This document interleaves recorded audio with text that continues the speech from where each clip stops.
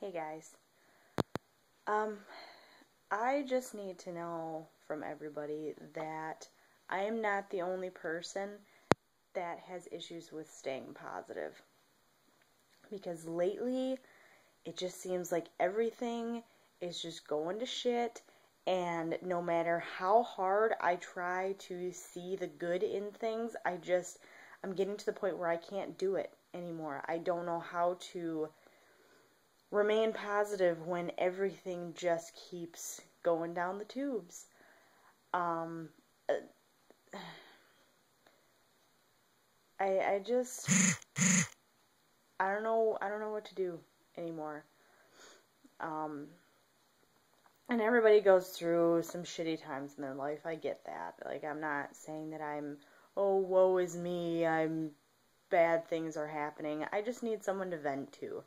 And all I have around here is my mom and Kevin, and they hear enough of my shit as it is. So I guess all I have is you guys to really talk to. So I'm sorry if you're sick of my crap, but I don't have anyone else to really talk to. So you guys get to hear it. Sorry.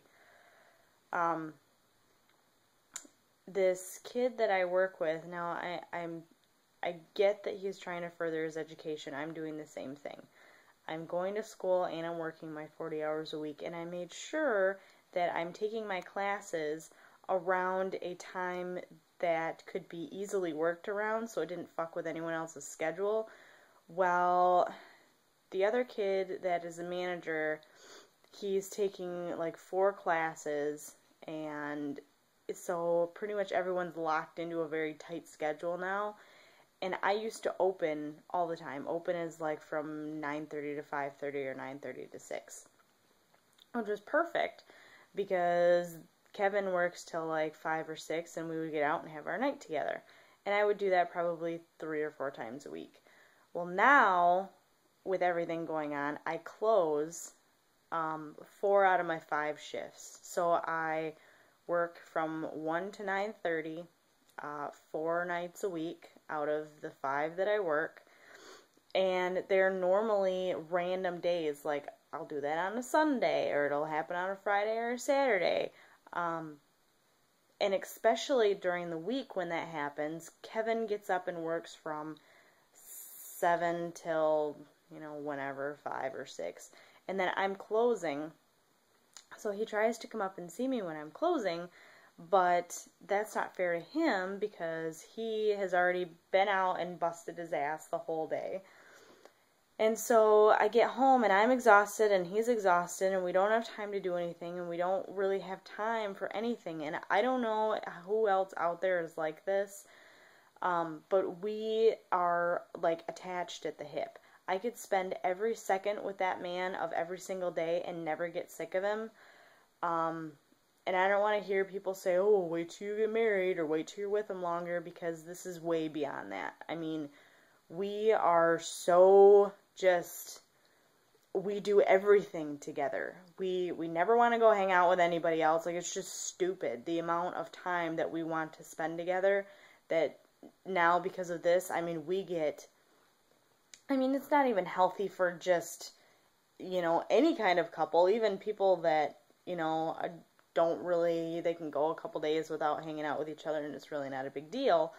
Like, we just don't have time anymore. We're tired, we're exhausted, and I hate my job. If you guys have seen my other ranting video, I fucking hate my job. But I have to stay there because I have 1 more year to go before I am jobless, because I'm going into my clinicals, and I won't be able to have a job during that, because that will be my job. So it's kind of pointless for me to leave for like 9 months and go try to find something else that's going to pay me what this job is paying me, because it's paying the bills, but it's very frustrating. Very, very, very frustrating, because I hate this job, and Kevin is a big source of, me seeing what life really is and what life can really be, and that my job that I hate is not a good indication of life. But now, you know, it's so hard to even, you come home and nobody's really happy because we don't get to see each other, so that's frustrating. And then, of course, you know, we're two young adults, whatever, living in an apartment, and, you know, I'm going to school, he's got his job, I have my job next year. I won't have a job for 2 years because of my clinicals and my program. So we're trying to save up money as best as we can so that I can still help with bills once my clinicals get here. Well, that just seems like it's impossible because I'm trying so hard to save, and my car randomly decided that the exhaust wanted to go, and the thermostat, well, I thought it was the thermostat, wanted to go, and my tire wanted to go. So we had to, my dad had an extra set of tires, so we had to put one of those tires on, and then we have to go find another tire, which they don't make the tires that are on my car anymore. So all that costs lots and lots of super fun money. And then 2 years ago, we already had Monte Carlos. I have a yellow Monte Carlo. Monte Carlos are prone to their heads being blown and their head gaskets blowing. And I had one blow 2 years ago, and those bitches are like $1,400 or $1,500 to get fixed. And that's if you go to somebody that you know. Maybe it was 12. Whatever. It's well over $1,000. And we went to somebody that my dad thought he knew really well and to get it fixed. And now, you know, we just thought that this was a thermostat because it's only been 2 years. Both of them are brand new heads. There's no way that they could blow again. Well, we found out today, most likely the guy's getting a second opinion, but we took it to somebody else because we stopped going to that other guy because he was getting kind of shady.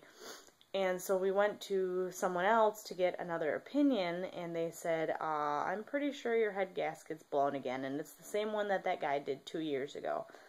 And he said it looks like he just kind of gummed it up to get it by and didn't actually fix it. And it doesn't matter because that was 2 years ago, and the warranty or whatever's up on it, so now I have to pay another like $1,300 or $1,400 to get a fucking head gasket fixed when I just got it fixed 2 years ago. So, of course, Kevin and I don't have this kind of cash lying around. So thank God that I have my parents that are helping us with all of this, and they're just keeping a tab, and they said, you know, once you get into your stable job, you can start paying us back. But I don't want to pay my parents back that kind of money. I mean, that just takes away from your adulthood. You know, it's like you're out, you're doing your own thing, you have your own house, you're paying your own bills, and then you have to have your parents fix your car because you have no money. It's just so fucking frustrating, especially since I shouldn't be getting my head gasket fixed again when somebody fixed it 2 years ago and they just charged me $1,200 and gummed it up and didn't even fucking fix it the way they should have. Like, that's awesome. And then to top it all off, I am very prone to UTIs, which may be too much information, but I don't care. I'm prone to them, and I've had one for like the past week, and like 2 or 3 months ago I had a really bad one. And I went to the doctor for the first time. I've never gone to the doctor for UTI, which is bad, I know, because then it can lead up to your kidneys, and you can get a kidney infection, and then you can die, and all that stupid shit. So I finally went to the doctor to be like, hey, I'm prone to kidney infections. The last year, I've had like 2 a month, and seriously, like 2 years ago, I had them like monthly, and it's rare for women to have them like 5 times in their life, and I had them like every month for a year. So I went to the doctor. I'm like, okay, this is how bad they were. I've had them for like this long. I'm terrified that I'm gonna have something wrong with my kidneys. Blah blah blah. We just check shit out. So they're like, yeah, sure, because this one was like really really bad. And so they went in there, and this big old fat doctor comes out, and he's like, well, looks like you're severely dehydrated, so you need to get some fluids in there, and you probably are just passing a kidney stone. So here's a strainer. I'm going to charge you $80 to come in and get a fucking strainer so you can strain your pee and try to catch this little teeny tiny kidney stone that you probably have. And if you can catch one, then you can bring it in and we can see what's going on. But other than that, I don't see anything that I don't see an infection. Okay, so I went in there and paid $80 for you to buy me a strainer, which I could have just went and got myself, and I still didn't leave with any antibiotics. Cool. Thank you. I know that I have a UTI. I could feel it, but you're going to charge me $80 for a strainer. You are awesome, sir. So now that I have another UTI, I've been drinking cranberry juice. I've been taking cranberry pills. Like, I'm just trying to get rid of it any natural way that I can, because I'm scared to go back to the doctor and them charge me another $80 to be like, oh, you don't have an infection. Well, what the hell is it then? Can you tell me why it is that all of this shit hurts, but you're going to tell me that I don't have an infection? Cool. That's awesome. Oh, sorry. I'm sorry. I don't want pity. I don't want people pitying me, because that's not why I'm doing this. I just need to vent. I'm a chick, and I just need to get all my issues out there so I can just vent about them, because there's nothing I can do. I don't know how to fix them. Things just are the way they are, and I just need to vent, so that's what you guys are here listening to me do, is just vent to you. So, I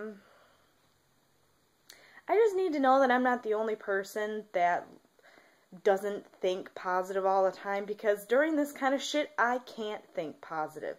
I can't just be like, oh, well, I've got all this money I have to put into my car, and my freaking bladder hurts like no other, and I don't get to see my fiance ever, for never, but you know what? It will all be okay. In like 2 years or 3 years, in 2015, when I'm getting married and I have my job, my dream job that I really, really want, and I have my car totally fixed, it'll all be okay. Well, I can't think that far ahead. I can't think that in 3 years everything's going to be wonderful. I just...